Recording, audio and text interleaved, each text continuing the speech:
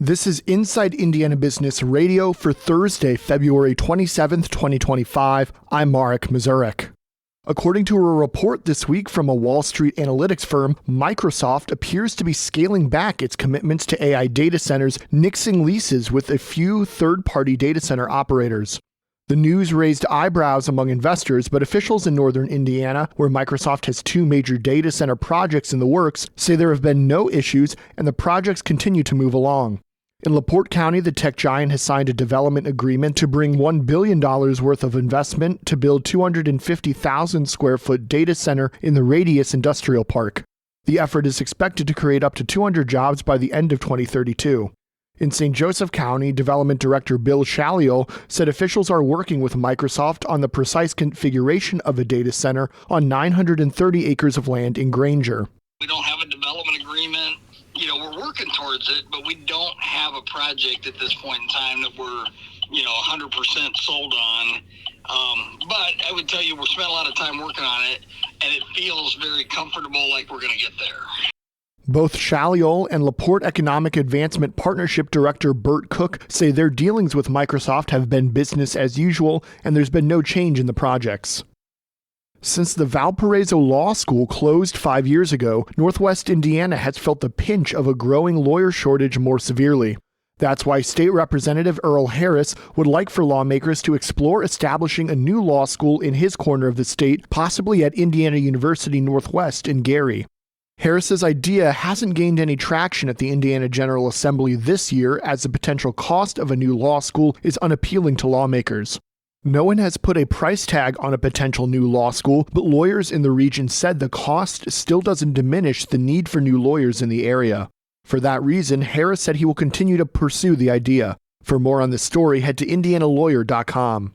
From the number one source for Indiana business news, this is Inside Indiana Business Radio.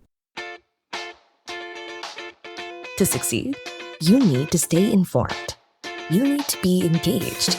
And let's face it, you need to set yourself apart from the rest by connecting with a company that brings you the best.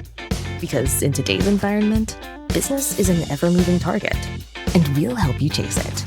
IBJ Media. The best of business is in us. Get started at ibjmedia.com/youngprofessional. Construction is progressing as expected on the $48 million upgrade for Four Winds Field in downtown South Bend, home of the South Bend Cubs. Officials held a steel topping ceremony Wednesday to celebrate the halfway mark of the multi-year project. Plans for the project were first announced last April and construction began in September. For the first home game of the 2025 season on April 8th, the stadium will feature a new natural playing field replacing the previous 10-year-old field, and fans can also expect upgraded seats and new menu items.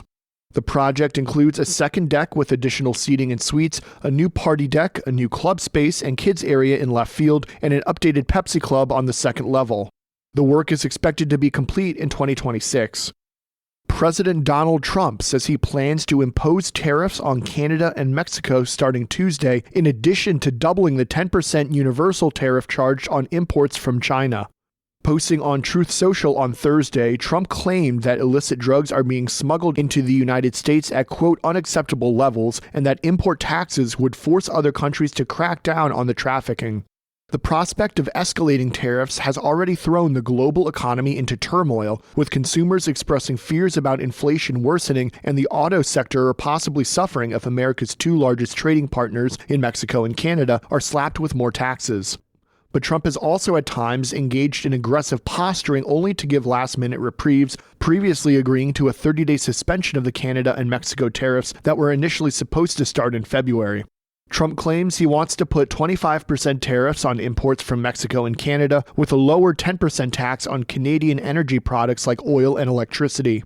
The move, ostensibly about drug trafficking and immigration, led both countries to respond by emphasizing their existing efforts to address those issues, in addition to Canada creating a fentanyl czar and Mexico deploying 10,000 members of its National Guard to its border with the U.S. And the owner of Back Nine Golf and Entertainment in Indianapolis plans to open a similar driving range entertainment facility in the Villages of Arneo development in Fort Wayne. Riverfront Sports LLC plans to break ground soon on the $30 million facility set to open in July of 2026, according to the Northwest Indiana Regional Partnership and Economic Development Organization.